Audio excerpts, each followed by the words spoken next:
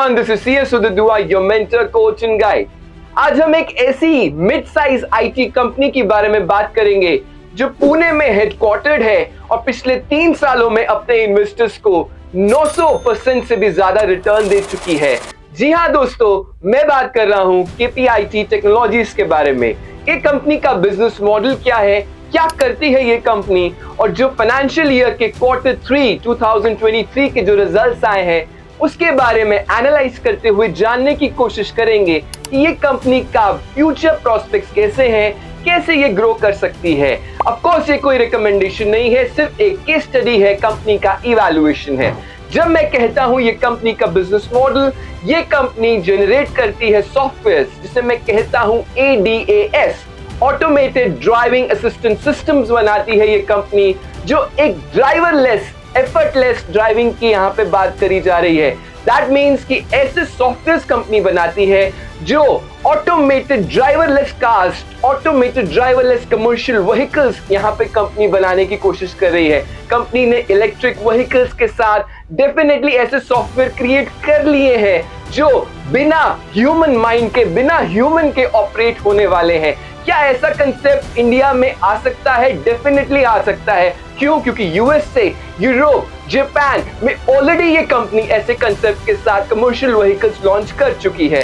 तो ऐसी कंपनी का ग्रोथ प्रोस्पेक्ट डेफिनेटली अच्छा लगता है और कंपनी का Q3 में 1500 करोड़ से भी ज्यादा का ऑर्डर बुक मिल चुका है। तो चलते हैं इसके फंडामेंटल्स में। क्वालिटेटिव फैक्टर्स तो ये कहते हैं कि कंपनी का ग्रोथ प्रोस्पेक्ट्स अच्छे हैं। अब फंडामेंटल्स क्या कहते हैं? जो Q3 फाइनेंशियल ईयर 23 का जो अभी रिजल्ट आया है उसके लिए हम जाते हैं Screener.in में और हम देखते हैं कि कंपनी का कैसे रेवेन्यू ग्रोथ कर रहा है। तो अगर मैं Screener.in की सहायता लूं तो स्क्रीनर में मुझे दिख रहा है कि इसके रेवेन्यूज कैसे ग्रो करते चले जा रहे हैं। ये है मेरे क्वार्टरली रिजल्ट्स KPIT टेक्नोलॉजीज के Screener.in पे। दिसंबर 2020 से दिसंबर 2023 में कैसे मेरे क्वार्टरली रिजल्ट सेल्स, जो मेरे रेवेन्यू जनरेट करते हैं, कैसे मेरे बढ़ते चले जा रहे हैं। आप देखिए 1199 के सितंबर क्वार्टर में थे 2023 में और अब ये बढ़ के 1250 से भी ऊपर हो चुके हैं। ऑपरेटिंग प्रॉफिट भी मेरा बढ़ा है, मेरी इनकम भी बढ़ी है और मेरा देखिए प्रॉफिट बिफोर टैक्स 188 से 212 करोड़ हो गया है। इस एक्सपेंशन का रीजन क्या है वो जानने की कोशिश करते हैं। नेट प्रॉफिट अगर मैं कहूं तो 141 करोड़ से 157 करोड़ हो गया है। दैट मींस 10% मेरा क्वार्टर टू क्वार्टर ग्रोथ है नेट प्रॉफिट में। अगर मैं ईयरली कंपेयर करूं दिसंबर 23 क्वार्टर से दिसंबर 22 से, तो 104 करोड़ का नेट प्रॉफिट था दिसंबर 22 में, अब 157 हो गया है। That means almost 50 to 55% increase हो गया है net profit with in the year. अब इसका मेन पर्पस क्या है?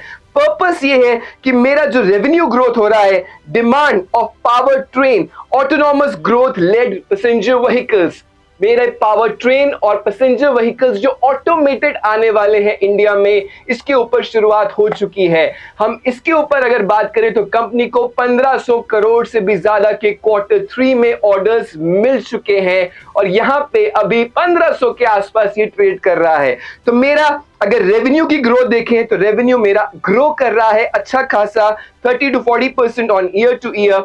मेरा यहाँ पे नेट प्रॉफिट भी 50% से ज्यादा ग्रो कर रहा है। मेरे अगर इंटरेस्ट देखूं मैं तो इंटरेस्ट थोड़ा सा मार्जिनली कंपनी का इंटरेस्ट बढ़ता हुआ दिख रहा है। एक्सपेंसेस भी ठीक ठाक है।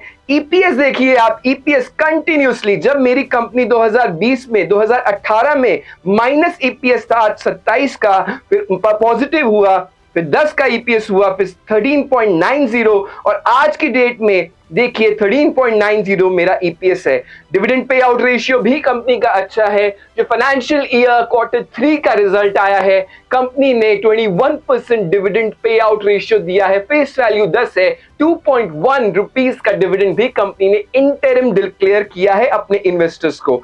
अब यहाँ पे देखिए रिजर्व्स कंपनी के बढ़ते चले जा रहे हैं। जी हाँ, थोड़ी सी बोरिंग्स मुझे ज्यादा लग रही है, कंपनी एक्सपेंशन कर रही होगी, बाकी कैश फ्लोज में देखेंगे फिक्स्ड एसेट्स भी अच्छे हैं। तो यहाँ पे देखिए कैश फ्लोज, अगर मैं ऑपरेटिंग एक्टिविटीज की बात करूं तो मुझे दिख रहा है कि मेरे ऑपरेशन से जितना भी कैश फ्लोज आ रहा है वो पॉजिटिव है। मेरे यहाँ पे ऑपरेशन के कैश फ्लोस पॉजिटिव एक अच्छा साइन माना जाता है। मेरी इन्वेस्टिंग एक्टिविटीज में भी यहाँ पे कंपनी इन्वेस्ट कर रही है और कंपनी के पास कुछ ना कुछ डेफिनेटली फाइनेंसिंग एक्टिविटीज से भी फंडिंग आ रही है। अब यहाँ पे देखिए सबसे इंपॉर्टेंट होता है रेशियोज। डेटर्स टर्नओवर रेशियो मेरे ठीक ठाक है, कंपनी के पास डेटर्स की जो पेमेंट है वो टाइम से आ रही है। मेरे यहाँ पे देखिए कैश कन्वर्जन साइकिल भी अच्छी खासी है। ROCE, return on capital employed, जो most important ratio, one of the most important है। रिटर्न ऑन कैपिटल एम्प्लॉयड, जो मेरा इक्विटी और डेब्ट का कितना रिटर्न कंपनी बना रही है, कंटिन्यूसली इंक्रीज हो रहा है। 20% था मार्च 19 में और आज 30% से भी ज्यादा मेरा आरओसीई है। क्या कंपनी का पीई ज्यादा है? यस, सम कंपनीज, कुछ कंपनीज का स्टॉक का पीई ज्यादा होता है। अगर मैं पीई की बात करूं, थोड़ा सा मुझे पीई ज्यादा लगता है। आरओसीई बहुत अच्छा है, बेहतरीन है, 30% के आसपास। रिटर्न ऑन इक्विटी 25% के आसपास है।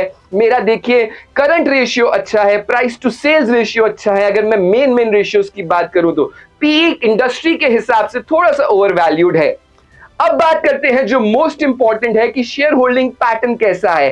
क्या मेरे यहाँ पे कुछ शेयर होल्डिंग पैटर्न से दिखता है? यस, डेफिनेटली दिखता है। अगर मैं फॉरेन इंस्टीट्यूशनल इन्वेस्टर्स की बात करूं, मार्च 2021 में 20% 21% के आसपास उनकी शेयर होल्डिंग थी और वो धीरे धीरे बढ़ा के 26.5% हो चुकी है। पब्लिक रिटेल इन्वेस्टर, आप जैसे मेरे जैसे, अपनी शेयर होल्डिंग कम करते जा रहे हैं और ये डेफिनेटली एक कंसर्न है। जब मैं कहता हूं एफआईआईज, जो मेरे बिग फिश हैं, बाहर के फॉरेन इन्वेस्टर्स, अगर वो इस कंपनी में स्टेकिंग बढ़ा रहे हैं तो डेफिनेटली इसका मतलब ये है कि इस कंपनी का फ्यूचर ब्राइट हो सकता है। ये थोड़ा सा ओवरवैल्यूड पीई है। ये रिकमेंडेशन है कि आप इसमें इन्वेस्टमेंट कर लें? जी नहीं, ये कंपनी का ग्रोथ अच्छा लग रहा है क्योंकि 1500 करोड़ से ज्यादा का अगर इसको ऑर्डर मिल रहे हैं, गवर्नमेंट ऑफ इंडिया भी इसके ऊपर काम कर रही है, इलेक्ट्रिक व्हीकल्स के ऊपर भी ऑटोमेशन, आर्टिफिशियल इंटेलिजेंस, ऐसे चीजों पे बहुत ज्यादा गवर्नमेंट एलोकेशन ऑफ फंड्स कर रही है। गवर्नमेंट ऑफ इंडिया का अगर इनको सपोर्ट मिलता है तो डेफिनेटली आने वाले समय में ये कंपनी डेफिनेटली एक इन्वेस्टर्स को अच्छी वेल्थ जनरेट करके दे सकती है। तो ये था केपीआईटी टेक्नोलॉजीज का एक क्विक एनालिसिस जिसमें मैंने कंपनी का बिजनेस मॉडल और फंडामेंटल्स का एनालिसिस किया। अब आप बताइए कमेंट सेक्शन में कि नेक्स्ट वीडियो में आप कौन सी कंपनी का एनालिसिस देखना चाहेंगे। Till then take care, goodbye, bye bye.